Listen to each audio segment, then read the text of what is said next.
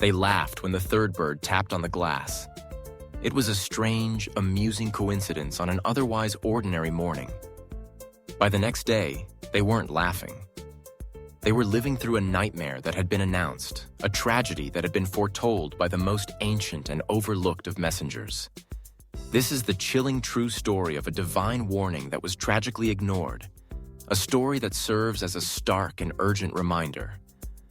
When the universe sends you a sign, you must never, ever dismiss it as a coincidence. The family was the Millers, a happy, bustling household with 2 young children. They lived in a quiet suburban home, a place of safety and routine. One Saturday morning, as they were eating breakfast, a small robin flew into the kitchen window, tapping its beak against the glass with a sharp, distinct tap, tap, tap. The kids were delighted. "A bird is knocking on our door," they squealed. The parents, Sarah and Tom, smiled. It was a charming, if unusual, moment. A few hours later, a second bird, a blue jay this time, did the same thing. It landed on the windowsill and tapped 3 times before flying away. Tom laughed. "This is getting weird," he said. "We must have the most popular window in the neighborhood." The feeling was still one of lighthearted amusement, a quirky anecdote to share with their friends. The third bird arrived late that afternoon. It was a sparrow, and it did not just tap. It repeatedly and frantically flew against the window, its small body thudding against the pane, its wings beating in a desperate, urgent rhythm. It was no longer charming. It was unsettling.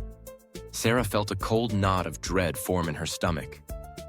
"Tom," she said, her voice hushed, "this feels wrong. This feels like a bad omen." She remembered an old superstition her grandmother used to talk about, a piece of folklore that said 3 birds tapping at your window in a single day was a grave warning, a message from the spirit world that danger was imminent.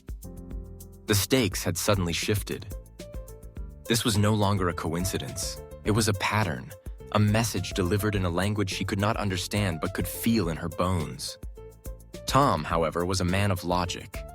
He scoffed at her fears. "Sarah, it's just birds," he said dismissively. "There's probably a reflection in the glass they're attracted to. Don't be silly. Omens and superstitions are for people who don't understand how the world works." He had dismissed the sign. He had chosen logic over intuition, the known over the mysterious. It was a choice that would have devastating consequences. The next day was Sunday, and the family decided to go for a drive in the country, a last-minute trip to a festival they had just heard about.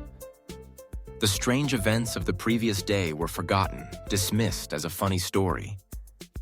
As they were driving on a winding country road, Tom took his eyes off the road for a split second to adjust the radio. In that moment of inattention, a deer darted out from the woods. He swerved to avoid it, overcorrected, and lost control of the car. The accident was horrific. The family survived, but with serious injuries.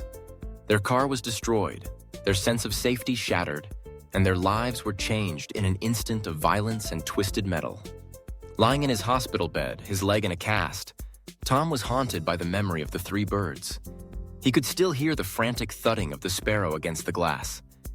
It had been a warning, a clear, desperate, and urgent message from the universe, from God, from their guardian angels, trying to tell them, "Do not travel tomorrow, stay home, danger is on the road."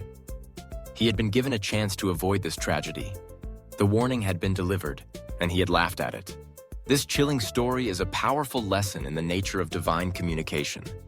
The universe is constantly sending us signs, messages, and warnings, but they rarely come in the way we expect. They come as a gut feeling, a strange coincidence, a song on the radio with lyrics that speak directly to our situation, or, as in this case, through the behavior of animals. Nature is one of the primary languages of the divine. Birds, in many spiritual traditions, are seen as messengers between the physical and spiritual worlds. Their ability to fly, to exist between the earth and the sky, makes them powerful symbols of communication. The 3 birds were not just random animals. They were a divine telegram, a spiritual smoke signal, a warning system that was trying to protect the Miller family. The story highlights a fundamental conflict within all of us, the battle between our rational mind and our spiritual intuition. Tom's rational mind could only see just birds. It could only offer a logical, physical explanation. But Sarah's intuition, her connection to a deeper, more ancient wisdom, knew that she was witnessing something significant. She felt the message, even if she couldn't prove it. We have been taught to trust our logic above all else. But logic can only explain the world that we can already see and measure. It cannot account for the mysterious, the unseen, the divine. Our intuition, on the other hand, is our spiritual antenna.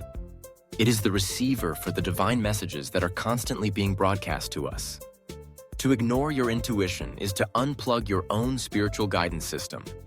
It is to choose to walk through the world blind and deaf to the warnings and guidance that are being offered to you. The story of the three birds is a tragedy, but it is also a powerful teaching. It is a plea from the universe to pay attention, to listen to the whispers, to honor the signs.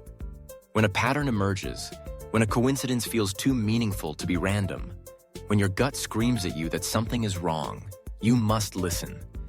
Do not let your skepticism or the fear of being seen as silly override the divine wisdom that is trying to save you. The next time a strange sign appears in your life, do not laugh it off. Stop, be still, and ask, what is the message here? Your safety, your future, your life might depend on it. If you believe that the universe is constantly speaking to us through signs and symbols, consider following for more stories and guidance on how to interpret its sacred language.